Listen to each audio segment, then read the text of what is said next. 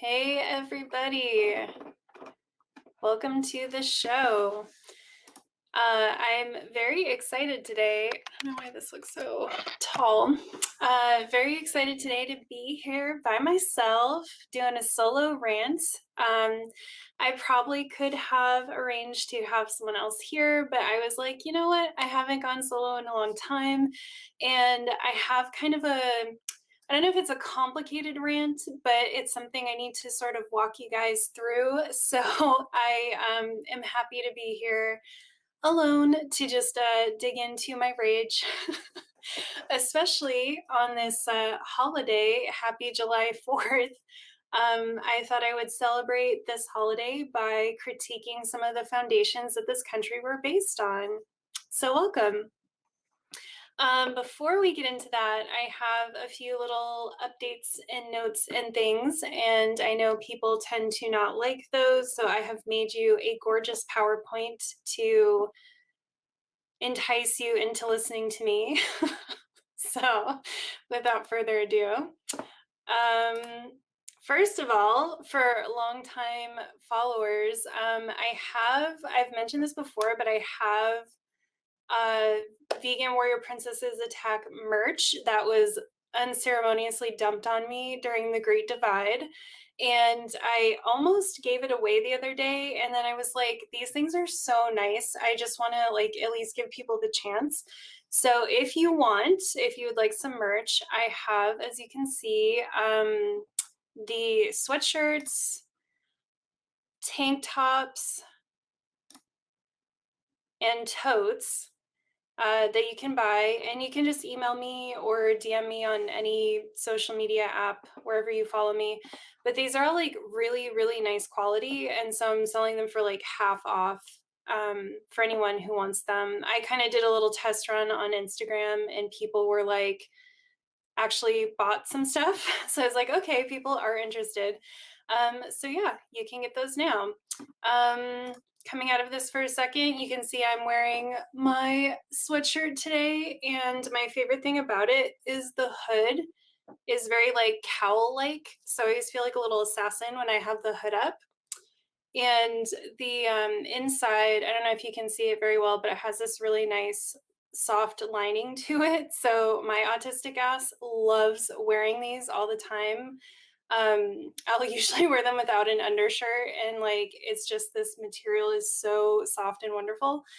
And they're pretty thin, but they're also very warm. So they're good for like by themselves during fall weather or for layering under other stuff when it's colder. I know it's hot as balls right now, so it's bad timing, but keep it in mind, someday we will be cold again. All right, so that's that. And then today I'm going to be referring to two different books during this presentation or during this chat. One is Laziness Does Not Exist by Dr. Devon Price. Dr. Devon is actually going to be here on the stream in a month. They are the ones who wrote the article, Therapy is Not for Everyone. So I'm actually going to have them on to talk about that. But they do have this book out. It's relatively new, so I wanted to make sure to promote it in some fashion. So I'm weaving some information from that book into the presentation today. And then also I'm going to include an excerpt or a little some knowledge from Transgender Marxism, which is the book we just read for a book club together. And then because I'm by myself, here, I'm going to have to do this so you can see my face. I wanted to tell a joke. I've actually been meaning to tell jokes this entire time, and I always forget to put them in my outline. So I remembered today. I actually have an app called like Dad Jokes app. Everett, thank you. So the super chats work. Thank you very much. I have an app called the Dad Jokes app, and it's like the best thing that's ever happened to me. So once a day, I just get a dad joke on my phone. A lot of times they're not funny, which I know you all are like, aren't they always not funny? But sometimes they're really good, and I actually really love this one. So, why does a moon rock taste better than an earth rock?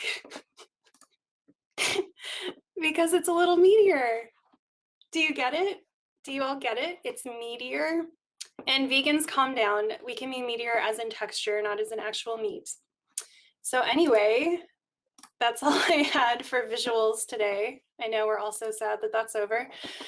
So today, I this this topic came to me in a few different avenues. So one of the first pathways here that I got into this, um, what I want to talk about today was, I had my live stream with my sister. Shout out to my sister. If you haven't seen my collaboration with her, I really highly recommend it. She talks a lot about her experience as like, she wouldn't necessarily frame it this way, but I'm framing it this way, that her experience as a disabled working class caregiver with children who have special needs, with her husband who's disabled, and just the realities of being in that situation in the United States, and how, you know, she talks about the realities of it. So it does come across as like how difficult it is, but she also is this just like beautiful person who has all these pearls of wisdom and just has these great insights into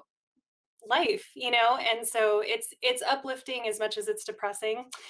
But the episode had a big impact on a lot of people. I heard from a lot of my friends, especially particularly other content creators, for some reason, were seem to be the most impacted by the live stream. And a lot of them said it was because, we're all here doing work on the left to varying degrees. Some of us, like myself, obviously a radical leftist, but probably not considered part of LeftTube.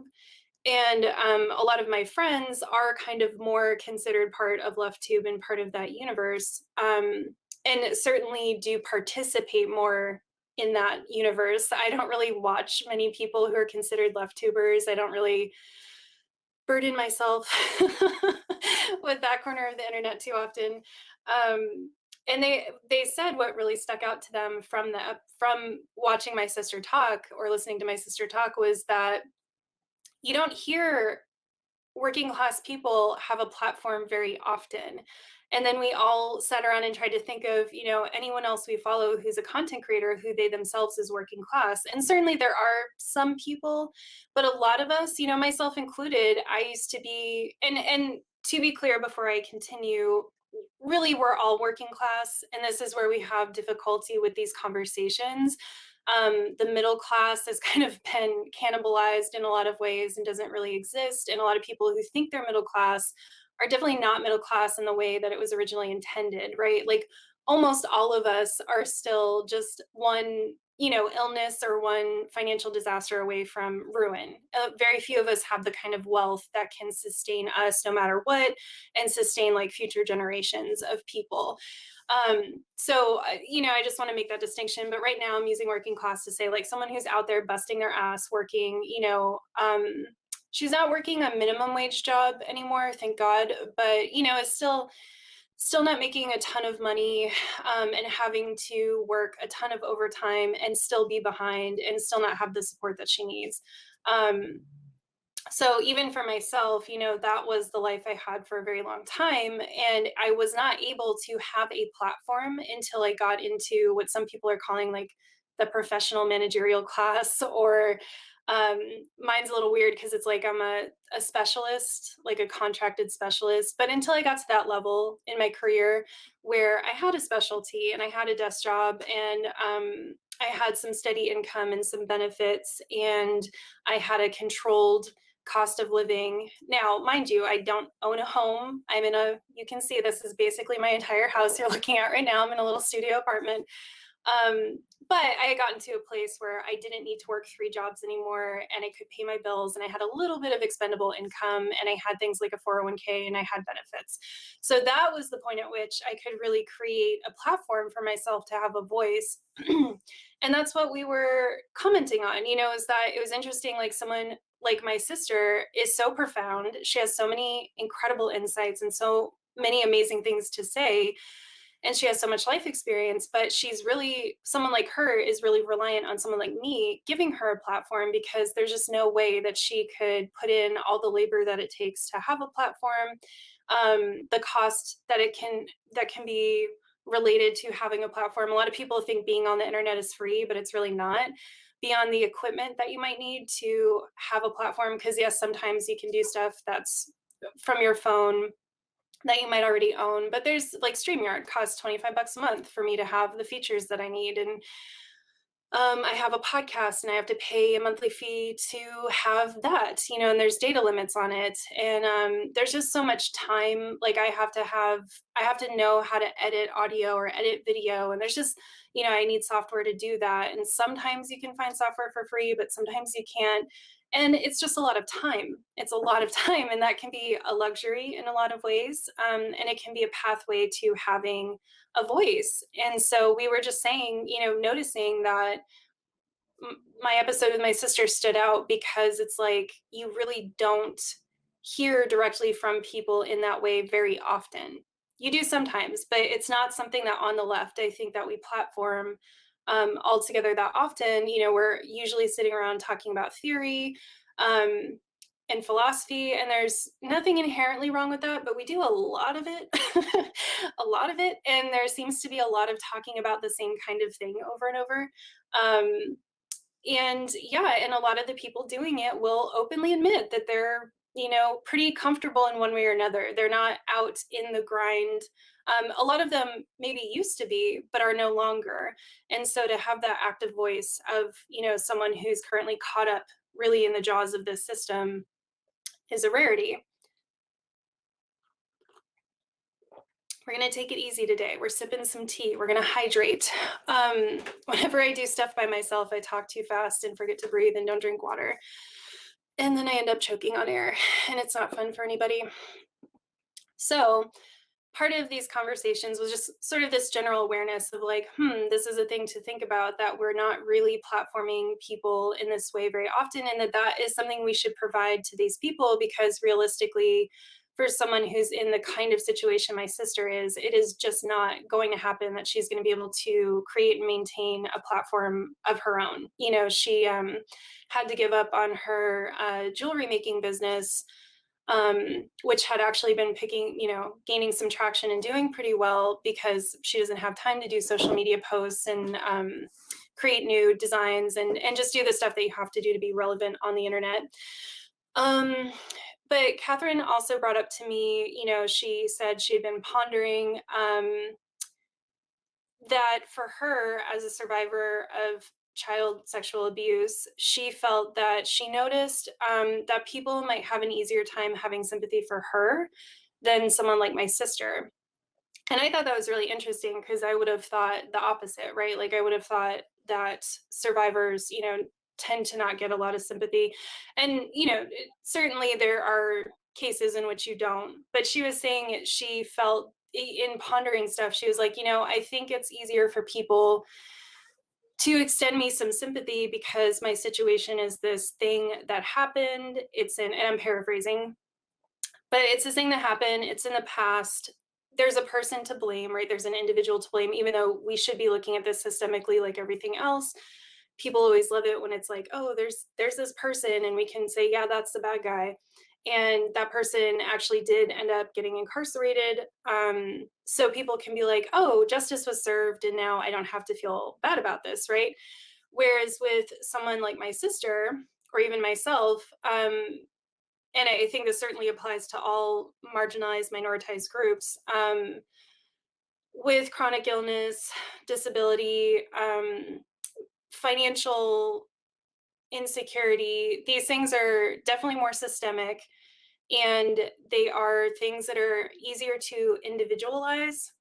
Now, I don't want to say, I know people individualize sexual abuse a lot as well. So that's what definitely that happens. But I think just generally, I don't want to compare. I just thought it was an interesting, it started this interesting chain of thought for me about the ways that we look at laziness, the ways that we look at disability, the ways that we look at financial insecurity, and how we do have a really hard time sympathizing with people in a real way, right? Because these things tend to be chronic, they might be lifelong.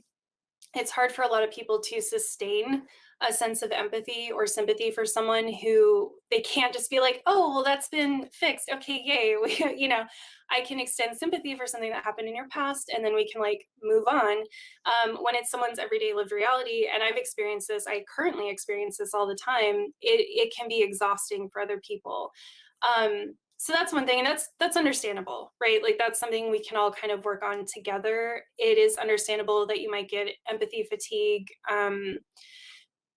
I think we've all been around people who are having a really hard time, and maybe they don't have the right support in place, and maybe they're leaning on you a bit too much. Um, and that can be really exhausting, and you can get burnt out from that and have a hard time.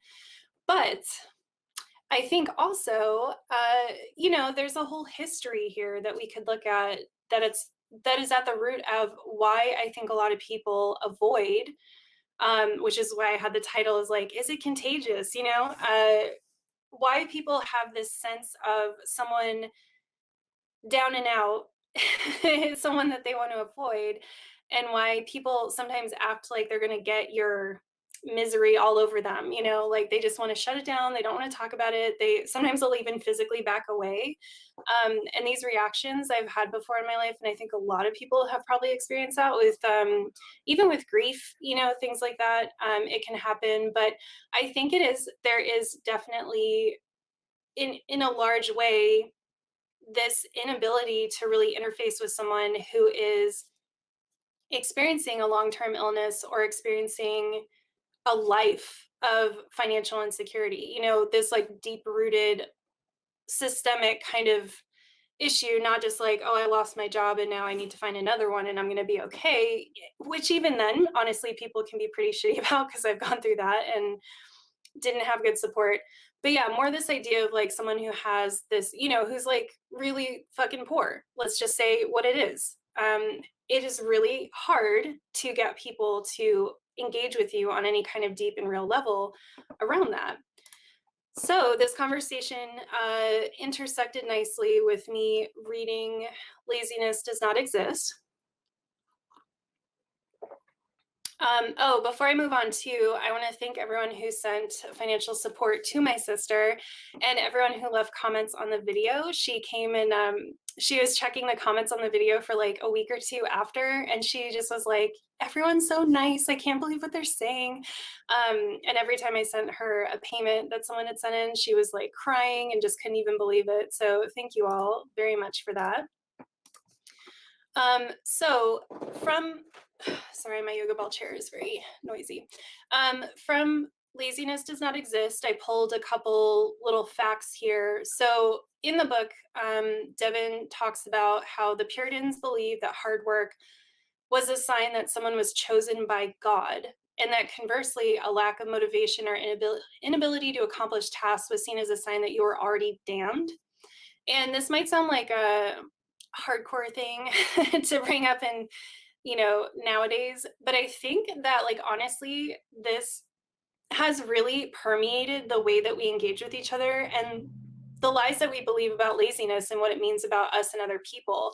I know even for myself, with as much work as I've done to try to dismantle what Devon calls the laziness lie, um, even having the experience of being someone with mental illness, with chronic illness, having been poor many times in my life, and struggling in a lot of ways, but also knowing that I was trying really hard, that I was working really hard and doing as much as I could.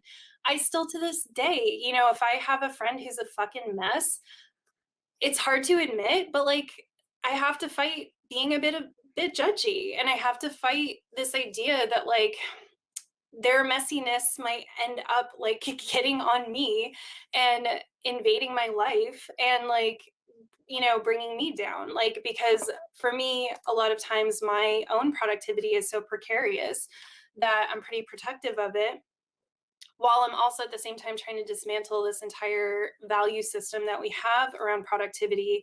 And that can cause a lot of inner turmoil for me. I've had been really close to people who just like can't get it together. And, in an objective way, I can see it's not exactly their, I wouldn't blame them. I would be like, there's mitigating factors here, and I think there's a bit of support that's needed. And also there's this whole idea of like, well, why do we have to be productive and do things anyway?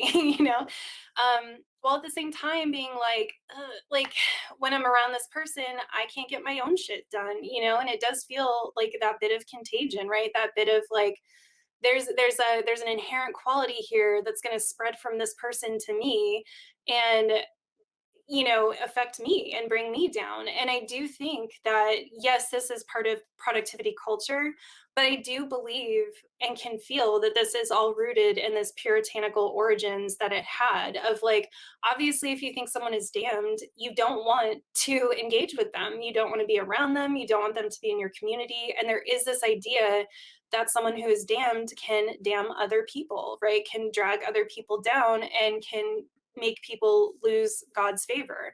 And I think that this is something interesting to think about, because I think for a lot of us, we're kind of like post-religion, right?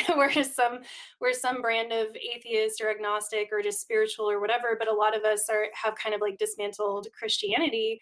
But I am just always discovering new ways that Christianity is still working in us, and the culture that we have around us that may not be directly attributed to religion but has its roots in religion. And I think this idea of that, yeah, that someone who is struggling, and or someone who just can't function in this fucked up environment that we've created for everybody, is, that there's something there that you have to be careful around, that you have to like worry about getting onto you, and people only have so much patience for it, and then they run out. Like I've seen that a lot too, where it's like, oh, like you lost your job, that sucks, like let me know how I can help. And then 2 weeks later, it's like, how do you not have another job already? And you're like, bitch, get off my back. It's hard out here. Um, so colonial America, shout out to America, appropriated these puritanical values for use on enslaved people. So they indoctrinated them in Christianity to say that hard work is a gateway to heaven. So it's like your life, and we've talked about this before, but your life here on earth is going to be fucking miserable. But good news is it's just temporary. And if you do this hard work for us, then you will go to heaven and have this beautiful forever after. In this environment, laziness was seen as a corruption, and to the point that runaway slaves were considered mentally ill for not accepting their role in God's plan, which is bananas. And then this indoctrination continued as we went through like the Industrial Revolution, and just as the country continued to develop. So it was used on indentured servants, poor white laborers, and Native Americans through different institutions. And to the point also that the wealthy class, the ruling elite, saw these groups as needing to be kept busy in like, very infantilizing, in an infantilizing view of these people, because it was like, oh, idle hands make the devil's work. Is that the saying? So it was very much that idea. And also, of course, it was they knew that people who have a lot of time on their hands have time to revolt, right? So that's why we have this entire history in this country of anyone who's being forced to work or is the workforce has to be indoctrinated with this idea that their toiling is inherently getting them to a better place, even if they don't see that within their actual lifetimes, because of course many of them will not, because they're being exploited. And the concept of laziness first appeared in English almost 500 years ago. And it's interesting to look at a word like that has essentially retained its original meaning. It actually hasn't changed much in that time. And even in this initial use of the word, it always had this connotation of, someone who is a failure on like a fundamental level. And the root words it came from indicate that it was, someone who's just fatally flawed, someone who's ineffective, someone who cannot do things. But it's in a very judgmental way. It's not in perhaps a sympathetic way where it's like, oh, this person might just need extra support, or this person might need a different environment in which to thrive. It's like this person, can't get stuff done. They're just broken on a fundamental level, and like they're not worth your time. And I think when we look at this, I think we can look at how we have this creation of what people are now calling toxic positivity. And this is something else that Catherine and I talk a lot about because, I live in Southern California. It's like the fucking cradle of toxic positivity. And when you think about, all the people who wear like good vibes only t-shirts and stuff, think about what that's really saying. Think about what kind of message that's putting out there. And it might sound silly to pick on something that's specific, but I think that this is the modern iteration of this idea of laziness and suffering being these very individual failures and being something that you can almost catch, that you have to like guard yourself against. I have talked to or heard people say, if you're talking about something um kind of a bummer, like kind of depressing or kind of heavy, people just be like, I can't, like, I have to like, what do they say? Like, they have to like shield themselves from negative energy, and they have to not let any bad thoughts through. And it's like, honey, that's disassociation. That's denial. It's not a real thing. Um, I think, of course, we can talk about like, there might be some validity in how we engage with other people and what we allow other people to put onto us. We could talk about that. But the case in which I'm talking about is a lot of these people really think that the way to maintain, the way to manifest the kind of life they want, and the way to maintain and preserve their good vibes is that idea of good vibes only. Like, you are not allowed to come here with anything but positivity, and whatever you're going through, you have to put a positive spin on it in order to make the rest of us comfortable and feel like you're not invading us with negative energy. And I think we can see, to me, that like really closely relates to this legacy of anything, the external creation of measurements by which you can be seen as a good person. And then anytime you are not able to meet those externally created goalposts, then you are seen as a failure and you feel like a failure. And, it's all about taking the step back to say, well, wait a minute, do I even believe that those things are important? Like, what do I think? What are my values? Versus allowing society to determine that for you.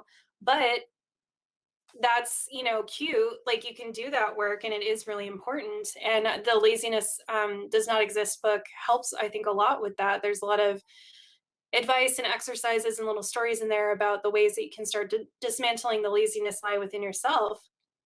But when we look at a systemic level, we also see that this is a huge fucking problem, because people need help. And if we have this idea that anyone who needs help is fundamentally broken, wrong, cursed, damned, what have you, they're not going to get systemic, they're not going to get societal support. They're right. They're not going to have a safety net at all. Um, and even one to one, it's very hard to have support from other people. Um, and like I said, even me, even having a life of a lot of stuff being out of my control, and a lot of things just being, knowing, like I said, knowing inside myself, like me and my whole family are very hard workers.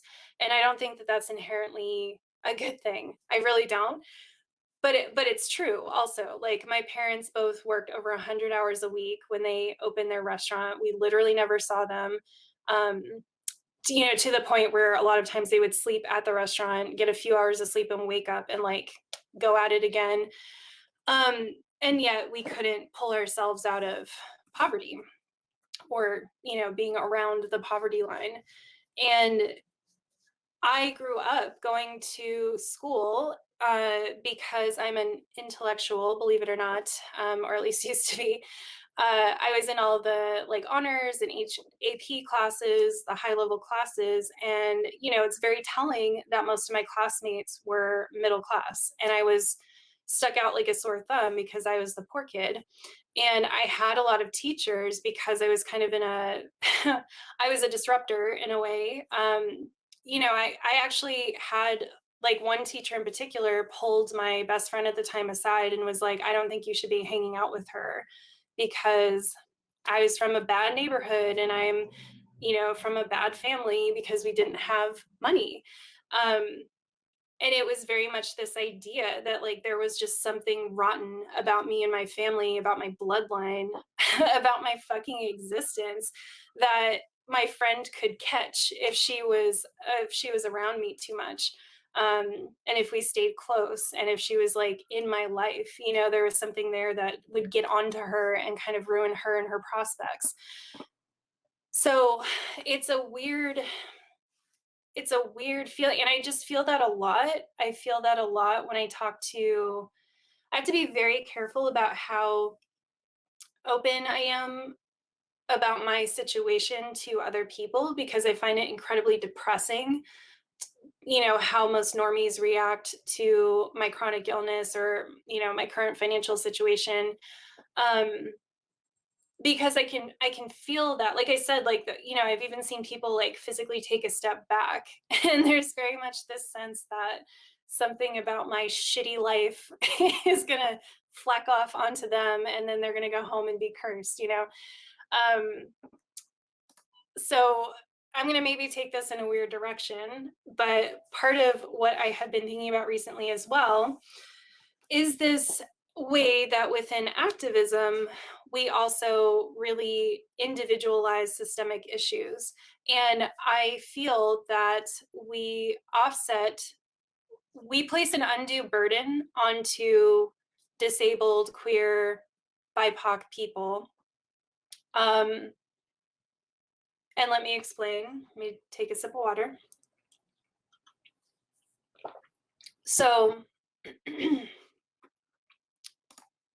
the point here too is that I think when we have a disabled person, when we have a chronic, like a mentally ill person, when we have someone who's suffering, horrible financial insecurity and doesn't have like the basic resources that they need, we often have issues taking that burden on as our own. And I don't mean person to person, although, mutual aid and community aid, all of this is really, really important um, in the revolution. But what I'm talking about is we don't see that as a symptom of our society, right? We still see it as a very individualized issue.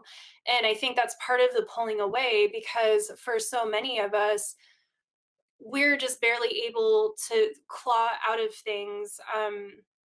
And I don't want to discredit like how just selfish people are because I do think a lot of people are really fucking selfish. And I mean that's at the heart of racism, essentially, right? Racialized, the way that we've racialized people is all about being able to determine how to retain wealth, right? That's what it's all about. It's all about how to retain wealth and obviously power. But a lot of it, that's why, in our country, for a disturbingly long period of time, we had a lot of laws about interracial marriage because they don't want people getting access to wealth. They want to make sure that the wealth is staying within this very small group of people. And so I think that, when we look at disability that way, when we look at chronic illness that way, when we look at racialization that way, we can see that it makes a lot of sense that someone would pull away from someone who's in need and to want to individualize that issue because the immediate thought is, well, fuck, right? Like I might have a bit of wealth, and wealth I'm using very liberally here. It could just mean literally a savings account, or it could mean like wealth, assets, property, investments, whatever. But I think for a lot of us, we've been conditioned to, think like, well, fuck, like I have to take care of my people. I can't take care of you. And that's worked really well on a government level, on a political level, I guess we'll say, to keep us all being really selfish when we talk about policy and social programs, because it's kind of an extrapolation of that. It's like, well, I'm trying to take care of my people. I don't want to pay extra taxes to support someone else, even though that actually would help take care of my people, ironically. So that is a way, that is part of this individualization and this sense of contagion. I think too is this idea that we're all, like I said in the beginning, even people who are middle class, I guess, who self-identify as middle class, are like hanging on by a thread. um, we were just reading an article or something that was talking about how people who even make deep six figures are still living paycheck to paycheck. um, and part of, there's a lot of reasons for that, but all to say, even people that we would look at, like I would look at someone who's making five, six, $700,000 a year and be like, you're fucking rich. Right? Like I'd be like, you're loaded. But at the same time, I also know that that's not wealth on the level that like the elite have wealth. You have wealth, like someone can be a complete fuck up and spend millions if not billions, and like your family still has enough resources to be fine. Like that's wealth, that's generational wealth. um but so anyway, the middle class is like hanging on by a thread, and I think that's the dichotomy that we all live under, is this idea. I think this is where white people fuck up a lot, because they don't understand. I mean, where don't they fuck up? Where don't we fuck up? But they don't understand that the frustrations they feel and that nagging sense of like you could lose everything in a moment is a function of racism. It is a function of needing a class of people to be at the bottom. And the things that we have in place that make all of us so precarious are rooted in our foundation of being built out of enslaved labor. Um, and so, yeah, you get a very like, I'm going to protect my own. I have to look after my own people. And this sense in the back of the head of like, even if I'm successful, I kind of know that like I could lose it at any moment. So you get around someone who needs help and you think, I can't help you. Like, I can't fund your life. I can't pull you out of this situation. And I don't want to have another drain on me, because somewhere in my head, I know like I could lose it at any moment. So I need all my things to myself. And there's even studies too showing that I feel like everywhere I've lived in my life, I've been next to a lot of motorcycles and I hate them. Anyway, hashtag autistic problems. I feel like, what was I saying? Anyway, I lost it. I'll move on to the next thing. Hopefully it comes back to me. But yeah, anyway, to summarize here, we've just gotten to this point where, if we see, and this is not like a groundbreaking observation by any means, but if, we see someone who is unhoused, for instance, like, I do think, it's like, oh, get that person away from me. And it's also like, well, what did they do, or where did their life go wrong? And we don't see, like, as a people, as a society, we don't step back and say, what the fuck are we doing where that could even be someone's situation, right? And I think that's why that adds to this idea or this impulse for people to feel like they have to keep people who are suffering away from them, because when you start thinking systemically, you also start getting existential depression, like me, because it feels really overwhelming to think about these things on a systemic level. It feels too big. And it also, for a lot of people, challenges their ideas of what they believe about productivity and meritocracy, the meritocracy we supposedly live in, and just security. And I think even going back to Catherine, someone who is a survivor, I think we see that in survivor narratives a lot. The way that people victim blame is really a function in a lot of ways. It's, obviously it's very complex and it comes from a lot of places, but I think at the heart of it, it's this idea of wanting to have magical thinking around being able to prevent something like that happening to you. And I think we have the same thing with chronic illness. I think we have the same thing with mental illness. I think we have the same thing with financial insecurity. I think people want to think if I'm a good little doobie and I go to work every day and, do all the right things, then I could not end up being financially insecure. Or, if I'm vegan, if I eat a plant-based diet, if I'm exercise every day, then there's no way, if I take my vitamins, whatever it is, there's no way I'm going to end up being chronically ill, right? We want to think that there's these like ways to prevent us from being like them. And that inherently creates a divide where you don't want to literally get too close to that person, because if you do, you're going to humanize them, and in humanizing them, their story will become your story in a way. And that's what we need. I had a psychologist, I believe, Stephen, blanking on his last name right now, but this wonderful person on our show many years ago to talk about things like mental illness. And that's what he essentially said. He said, we should be cherishing the mentally ill people in our society. I'm paraphrasing, but in our society, because they are the ones who are telling us how we're doing as a society. They're the ones who see through all the bullshit, and these conditions arise from the way that we're treating people. And so to stigmatize people like that and to separate yourself from them is to essentially invest in not just any issues continuing, but in them getting worse, right? Because isolation doesn't help anyone, and a lack of community connection and support is going to make any systemic issue worse. So when we see someone who's disabled, for instance, like, we have this impulse to be like, oh, that sucks for them. And that's why we love these what do they call it now? Everything's like porn.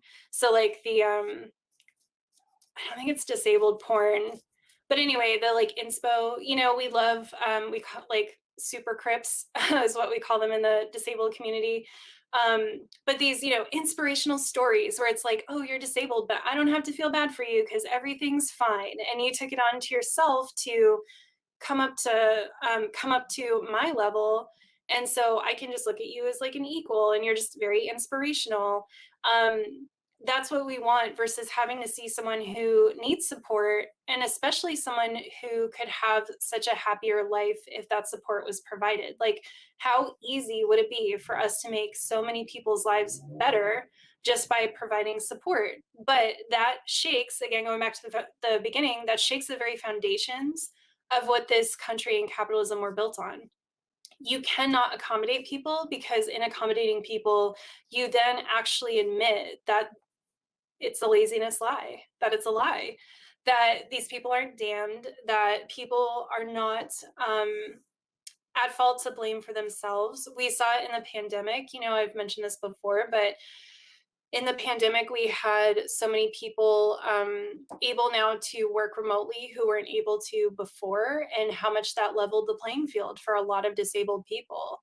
And it's like, I'm part of that. I have been asking to work remotely for years, and told, no, no, you can't, you can't. And given these like arbitrary reasons why not. Um, but the reality is because they need us following dress codes. They need us in the office. They need us away from our houses. They need us to not have flexibility with our schedule, because otherwise the whole thing falls apart. Otherwise, you realize you can get your work done in 3 hours and be fine, and then watch TV the rest of the day, or hang out with your kids, or go outside, or work on a creative project, right? Or take a fucking nap. That's my favorite thing. Get my work done and then take a nap.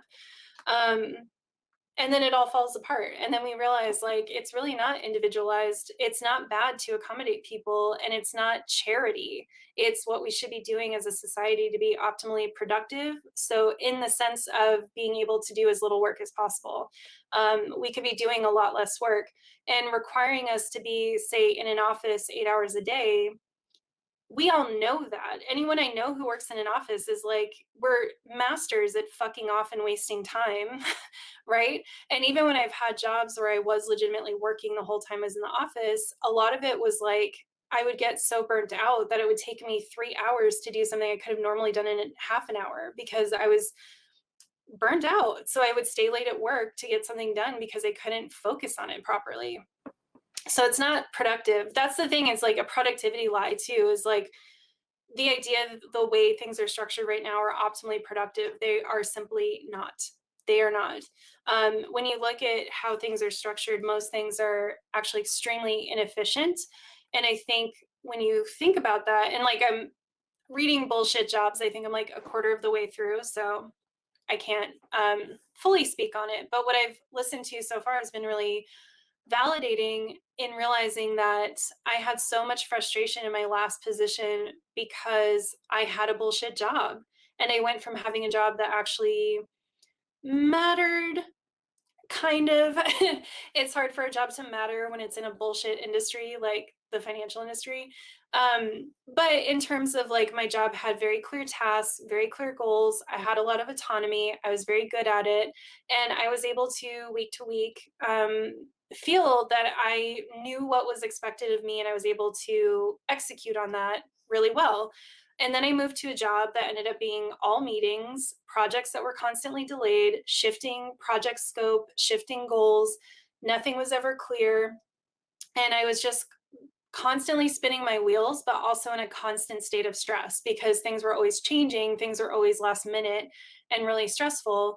And that job like ate me alive. And I could not understand. I mean, I knew the job was frustrating, but I couldn't fully articulate why it just like corroded my soul the way that it did.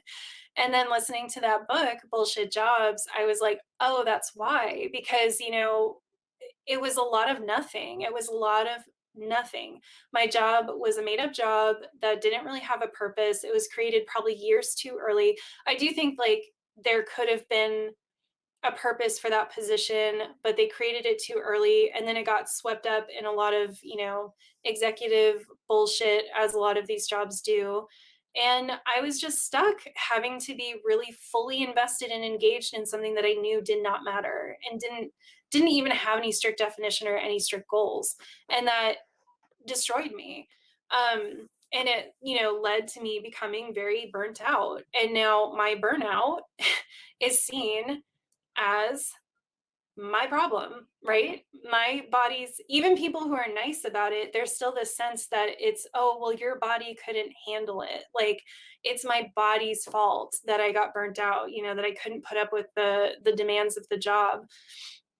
And it's like, sure, yeah, I'm more sensitive than other people. I've had a lot of different long-term issues that were probably mitigating factors like insomnia. I've had chronic insomnia since I was a kid. And when you're traveling a ton and you have a hard time sleeping anyway, and then you cannot sleep in hotel rooms and you're traveling like 120 out of 365 days a year, yeah, that's probably a mitigating factor that made me more susceptible to burnout than someone else. But isn't it really isn't it really taking a step back and saying, well, why does our company, like, why does our department function this way? Why does our company function this way? Why does corporate America function this way? Like, is it really my little body, letting everyone down? Or is it that we have a system that puts pressure on all bodies until they break? And the bodies that don't break are probably the ones that are at the top. Because I can tell you, I've worked, I'm thinking of one woman in particular, but I've worked with a lot of executives who have ended up, like, these are people you thought would die at their desk and have ended up having like burnout or total meltdowns or whatever you want to call it, and like leaving the company or taking like a mental health break. And you're always like, whoa, because these are people who seemed impervious to that kind of thing, so it breaks a lot of us. And I'm really sick of being the bearer of yes, I am disabled. It's hard for me to say how disabled I am. I feel very disabled most days, but then, I hear stories from other people and I'm like, well, I guess the term high functioning is really, really, really not good. It's not a good term. Um, but I guess that's the term that would be applied, is like I'm a high functioning disabled person.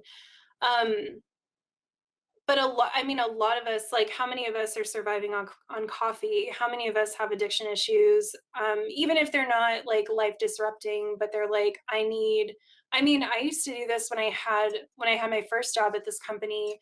I had like some whiskey every single day when I got home from work because I needed something to help me release all of the rage and anger I had from this job that I hated at the time. You know? So it's like, sure, yeah, I'm disabled and I'm less I don't know if I should say less or more, but I can do less than other people. I need more support than other people. But aren't we all aren't we all being crushed a little bit? Aren't we all suffering a little bit? I mean, how many parents have I talked to who don't have time to like be parents, and they don't have the energy to be parents? And I'm not saying that in a judgy way. I'm saying that like that's one of the reasons I have chosen to not have children, is because I don't feel like I could like be a parent. How many of my coworkers are working all day, exhausted, and get home and they're like, look, the best I can do is keep my kids alive. I can't like I have one friend whose daughter really loves to cook, and her daughter's always asking her if she can like teach her how to make food and if she can help make dinner, and she's just like, I just don't have the time. Like I just don't have the energy to like slow down and teach her how to make this thing and like monitor her. It's just so much easier if I just do it. It's that kind of thing. Like how many of us are losing the whole beauty of having children is this like passing down of wisdom and knowledge and love, I think. And yeah, a lot of us are being cut off from that. So yeah, it's not a contagion. I think we all know that here. I don't think any of us who attend these regularly would think that laziness and suffering are actually contagious. But I think I wish people could see it as like I'm more of a mirror than anything else. I'm a cautionary tale. I have been talking to my younger friends all the time. I'm always checking in to see how they're doing, because I feel like so many of the people I talk to, especially the women I talk to, have what I can now recognize as early warning signs of where I am now, and so I'm trying to do a lot of intervention, but I don't feel that I'm just like this aberration off to the side. And even a cautionary tale is like I'm just a sign of things to come. I'm just a sign of like what is here now. I'm a sign of like this is what our culture does to people, especially neurodivergent people who grew up in poverty and a lot of chronic stress and financial stress from a very young age. This is what happens to us. Uh, I'm a person who was like very active in school, part of a lot of groups, very high performing when I was able to go to college, very high performing and highly recognized employee. And now, I do a live stream and I'm like dead for the rest of the day. It's all I can do. I can only work like 2 or 3 hours a day, maybe 3 or 4 if I'm having a good week. Um, but I'm not separate and I'm not contagious. I am contagious. I guess there is some truth in it. I am contagious, but it's because once you open the door, it's kind of like when you're in a really shitty relationship and you suddenly realize that you want to leave the relationship, and then it's like all you want to do is leave. Like you can't go back to being like numb and okay anymore. I don't know if any of you have had that experience.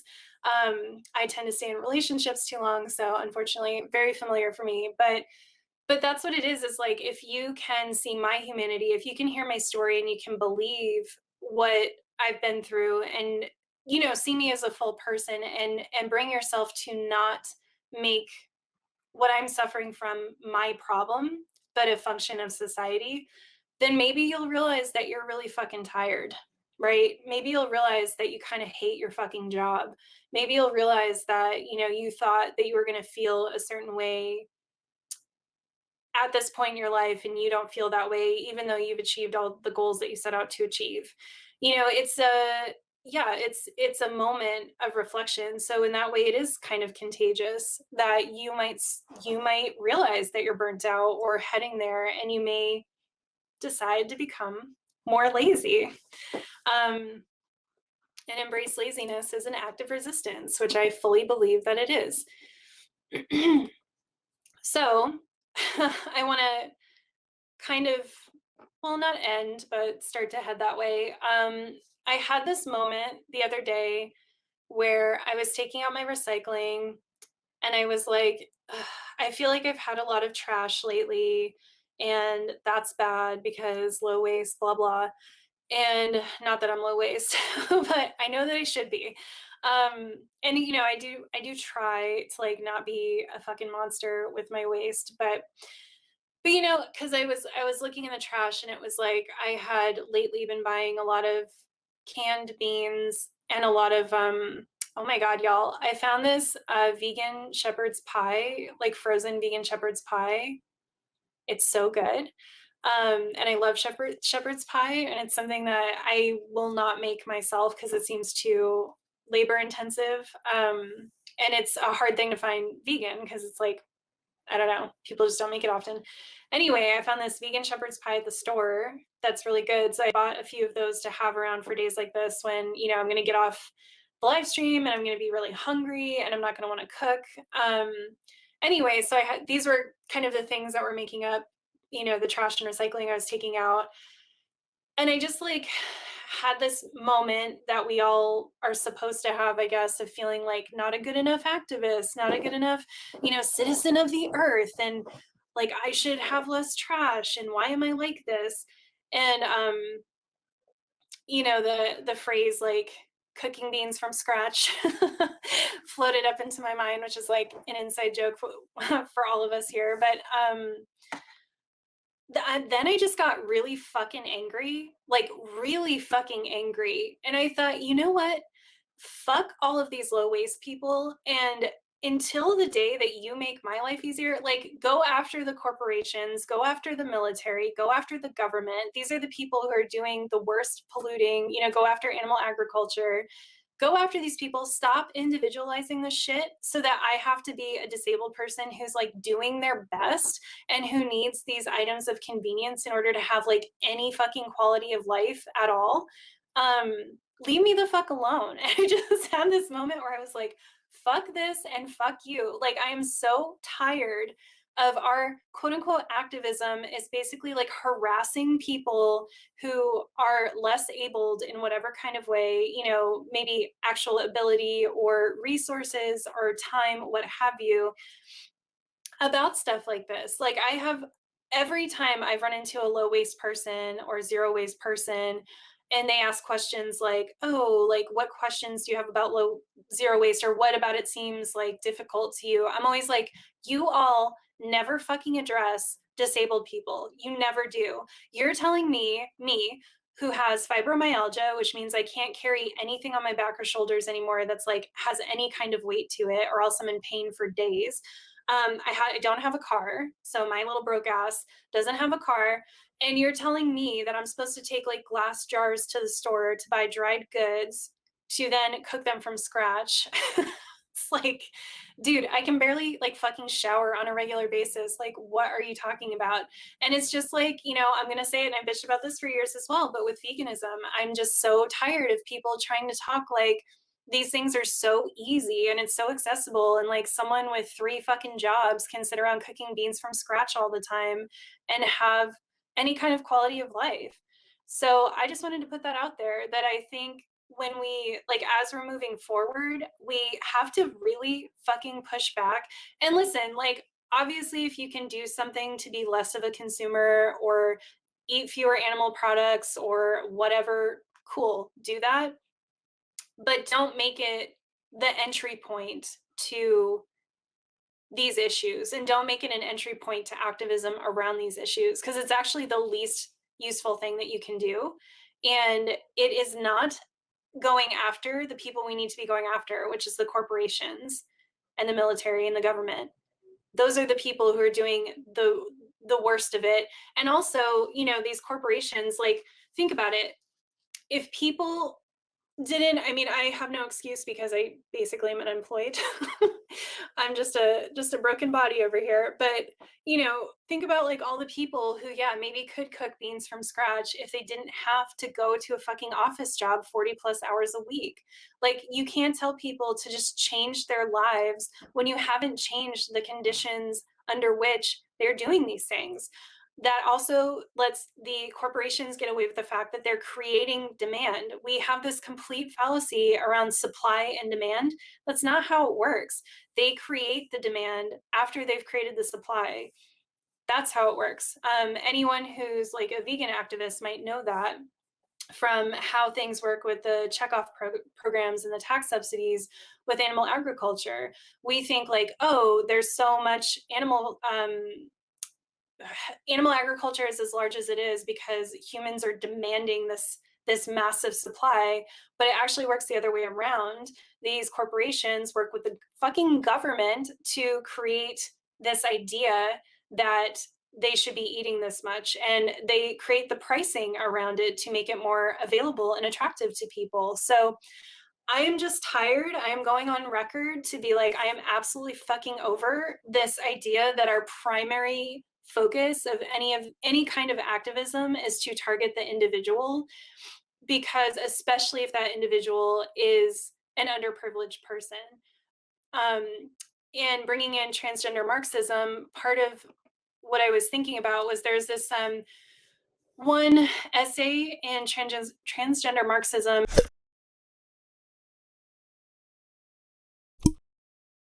that I just like cannot stop thinking about. There were a few essays in there that were really amazing, but this one in particular where they go into talking about reproductive labor, and that's something in like feminist spaces, and I think leftist spaces like social reproduction. This is something we talk about a lot. But they were talking about reproductive labor specifically for trans and disabled people, and how essentially as a trans and or disabled person, you wake up in a state of I cannot, and then there's a bunch of labor you have to put in to change that state to I can, in order to go work and be part of the labor force. So I pulled one quote out of there. The whole thing's really amazing, but any radical theory of queer and trans social reproduction needs to thread the needle between queer particularity, recognizing the specific labor of creating and reproducing queer and trans life against the social and material pressures of capitalist society, with the specters of LGBT assimilation. And then they go on to talk about how it's very similar for disabled people. So to make this make sense, in case it doesn't already, or you're not a queer trans person who was immediately like, yes, like me. Take, for instance, say you are a trans woman.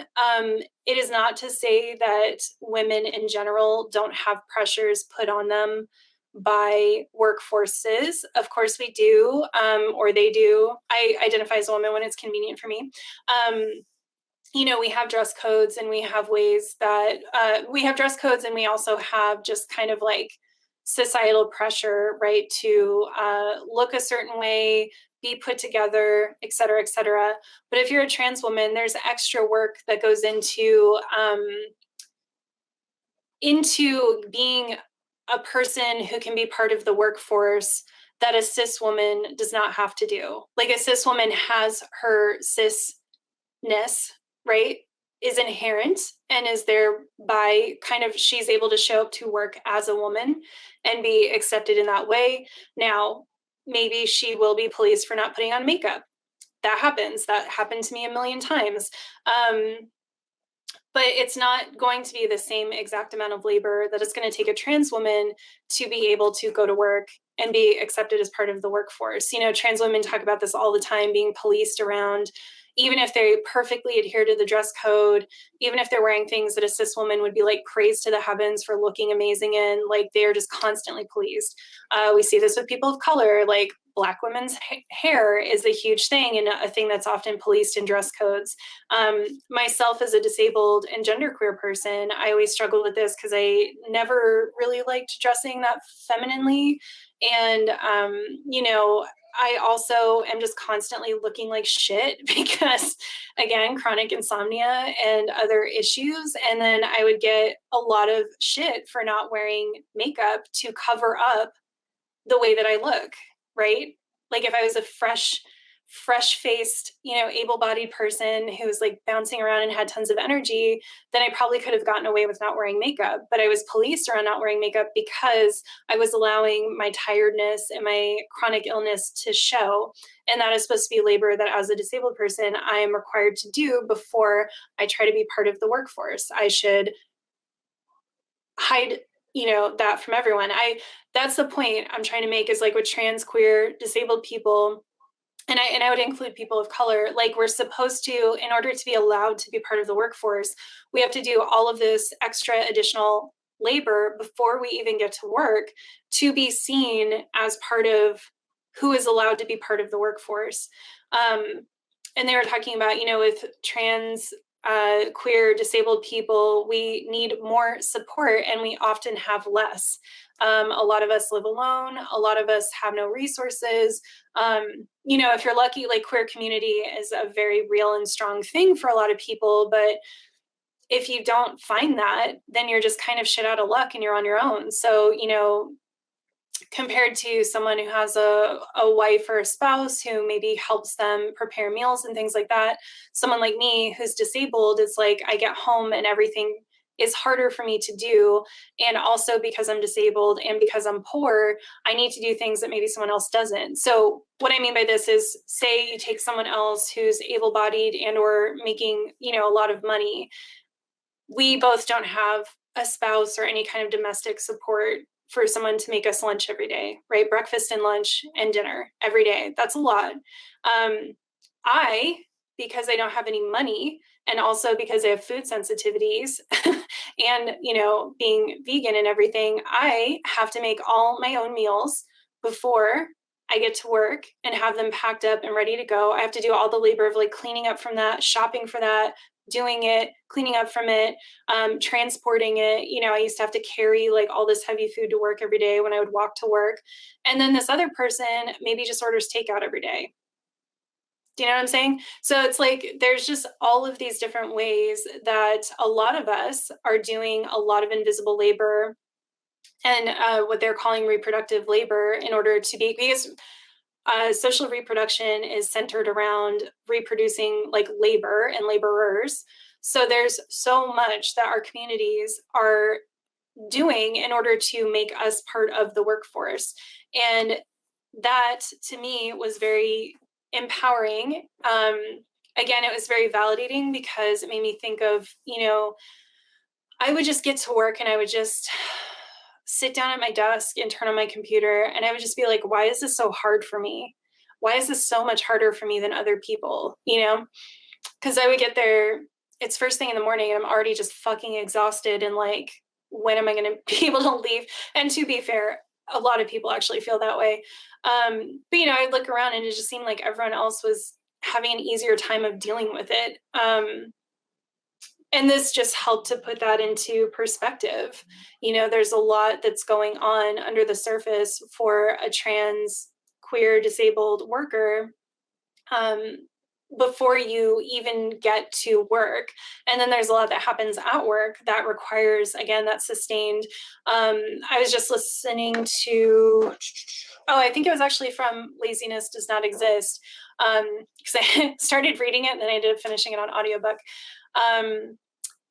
But in there, they were talking about trans women and how, trans women, people of color, disabled people often feel, and trans people, I should say, often feel that we have to overperform in order to try to get some kind of safety net for ourselves, because we know that we're always needing to do, twice as good for half as much. I think we've all heard that expression.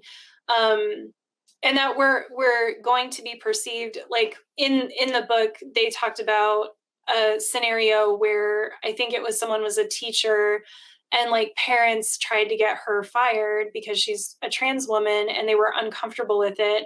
And the only thing that really saved her was like her stellar performance reviews and also some of her students coming forward to be like, we love her, she's a great teacher. So we're all consciously aware of that all the time. Like I was always aware of that. Even as a poor person, I was aware of that, right? Like I don't have a network. No one got me this job. I don't know anyone who has any power or authority. And I don't have parents or anyone to go back to who can float me if I need to like move back in for a while. So to me, and also I didn't have, I wasn't able to finish my college degree because I couldn't afford to. So for me, it was like, I have to be the best fucking worker in the world so that I don't it's the only protection I have. It's the only thing I have in my corner to help protect me.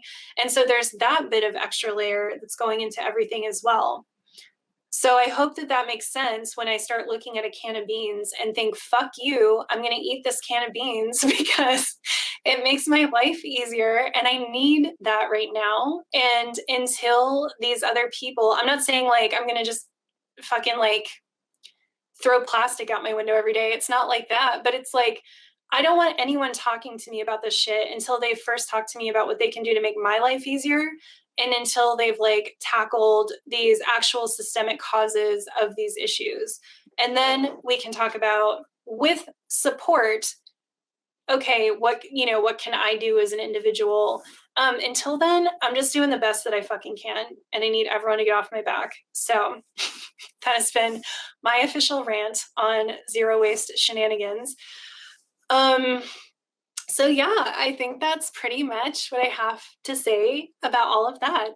I hope that that was interesting. It's kind of just, an amalgamation of some stuff that's come up recently and some thoughts I was having. And I think a lot of people who are activists or who are interested in activism watch my stuff. And I think like even more people who want to do good and want to be good, people who care about these issues. But I think a lot of people who are like me, who are poor or queer or disabled or a person of color or all of those things, and probably often feel this sense of, that you're yet again failing other people, failing to do what's best. You're never doing enough, right? We're never making enough change. And I just want to put it out there that like us surviving is enough, that it's really on other people to help us.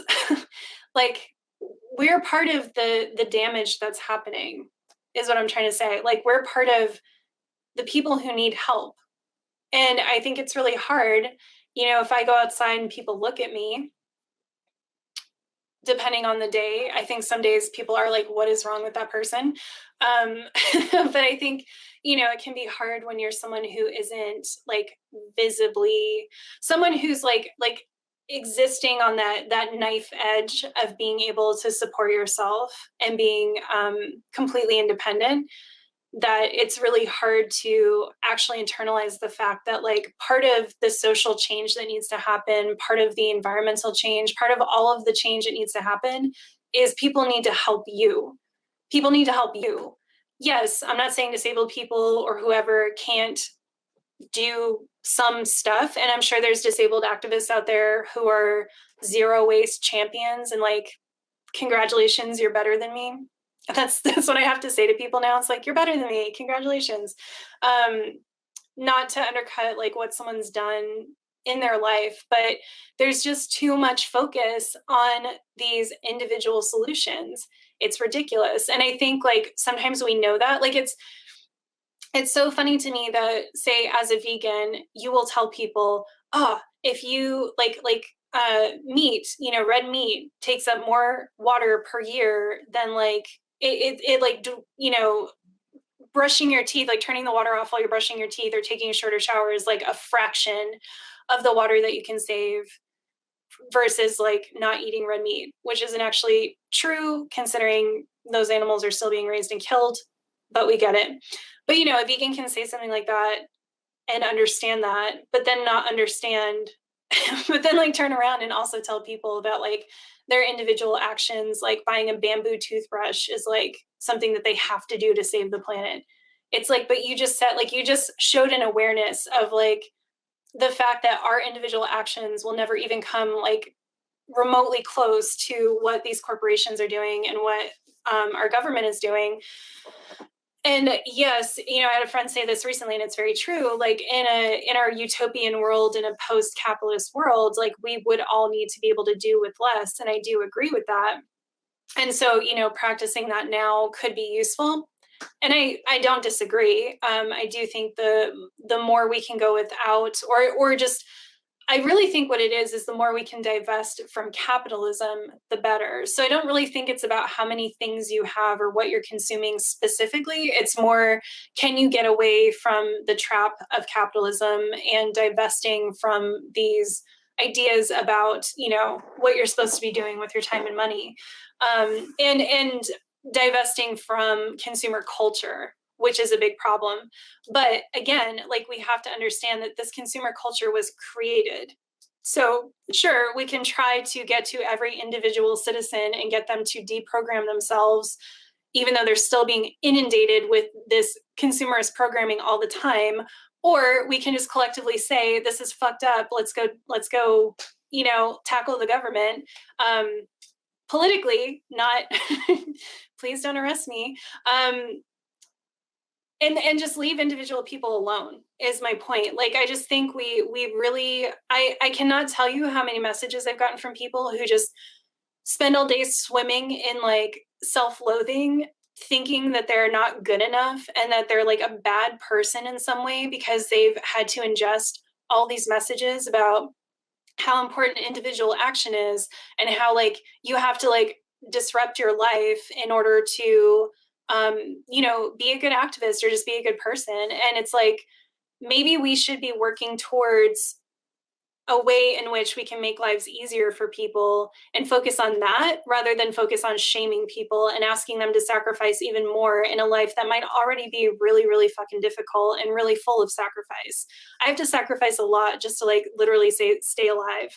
I had to sacrifice my career because it was killing me. And now I have to, live with like no money because that's the choice I had to make. And I'm happy with that choice, but I didn't get to have the same choices as other people. So to come to someone like me and to like shame me for what I am or am not doing, just to like function every day, is really fucked up. It's really fucked up. And it's a shift we need to see. So if you're an activist, I'm PSA telling you, like, change your approach if that is your approach. And if you're a regular person, as Christopher Sebastian would say, like me, well, I guess I'm kind of both, but just be empowered to not have to take that on yourself. There's already a lot you're doing to survive, and to have to take on climate change and take on animal agriculture and take on all of these other issues on yourself is ridiculous. It's ridiculous. And I'm saying it. We can all be educated. We can all, check our privilege, and we can all be learning and talking to each other. I think that's all really great.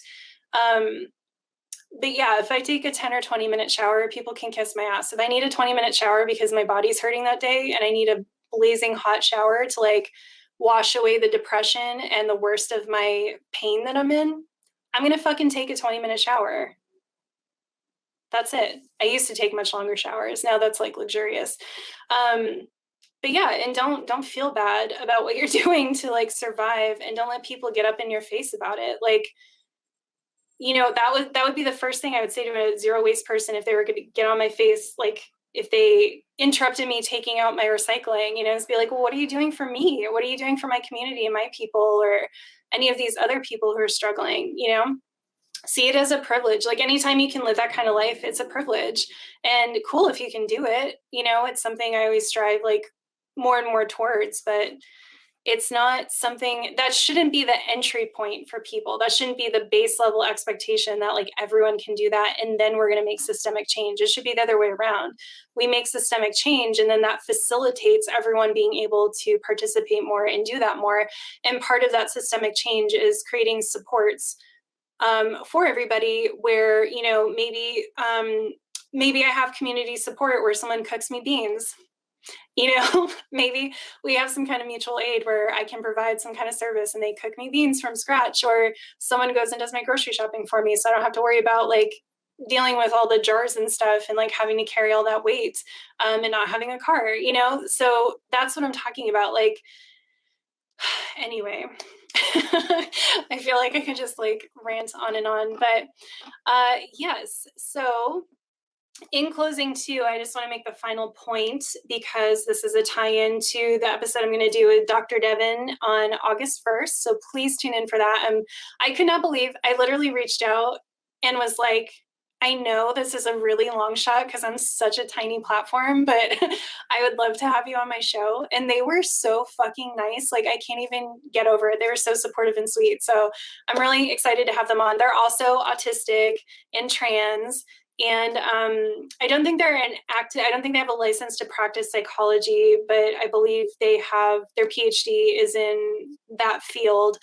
So they have a lot of insight into how therapists are trained and how psychology and things are taught and why it so often ends up being harmful to marginalized people to go to therapy. I know we have all talked about our therapy nightmare stories around here. Those might be fun to collect for that episode. So maybe I'll put a call out for those. But I want to make the point too, with all of everything we talked about today, that therapy can also be a source of reinforcing these harmful ideals because it often focuses on productivity as a sign of improvement or as a sign of functioning. A lot of what you look at in therapy, a lot of it deals with, is something interrupting your job or not? And if we think about, Britney Spears has been all over the news for a while. One of the ways that they were able to get away with her conservatorship in the beginning is because when she was in it in the early years, they used her success, that the fact that she was touring and that she was selling all these albums, making really good music, as a sign that her conservatorship was working, rather than the fact of what it seems to be, which is that, she was being threatened that she needed to work in order to like see her kids and have any kind of like freedom and autonomy like at all, which she really didn't have much then anyway. But I think it's an important thing to think about, because I know for me, when I went into therapy, and this is something I might talk about more extensively on that episode, but I was really struggling with the fact, like, I was burnt out and I was in denial of being burnt out, and I was trying to figure out how to work around that. And at one point I told my therapist I felt that I just needed to go on disability and have a break and have a few months where I didn't have to do anything. And she said that she thought basically, she didn't use the word workaholic, but she said like she didn't think that that's what I needed, because it seemed like I kept myself busy on purpose, and that if I had a break that I would probably go a little nutty, or I would just like fill up my time again. And she didn't ever understand that it's not that I'm addicted to work. I'm very good at laying around and doing nothing. It's the fact that I'm always trying to create a sustainable source of income for myself and stability and safety for myself. So I feel like I can never stop, because I have not gotten to the point where I have set something up that can sustain me, where I can feel safe. And so a lot of like I know also, other people have gone into therapy. Like, I think this happens to people with ADHD all the time. They go into therapy and it's like, I can't get stuff done. I can't focus. I can't keep appointments or whatever it is. And then the therapist is like trying to train them on how to be more productive and how to be more organized, instead of being like, well, maybe your brain doesn't work that way, right? Like, maybe you shouldn't have to do these things. So I think that's also important to think about, is that the way in which medicalization kind of factors into a lot of this and institutionalizes it as well. And yeah, think about how many people, I mean, therapy comes into play often when someone loses their job or can't keep up with work or is less productive. And then a big focus of therapy can be like getting someone back up to that level of productivity and releasing them back out as a good little citizen. So we, as I mentioned, we'll talk about that more on August 1st. I'm really, really excited about that. And then the next live stream coming up is in 2 weeks on, I can't do math, July 18th, with Mexi and Catherine, and we're going to talk about boobies. We just wanted a light episode that we could just go off. So we're just going to talk about titties, like everything about them, our experiences with them, the politics of boobs, all of it. We're just going to talk about boobies. So join us for that.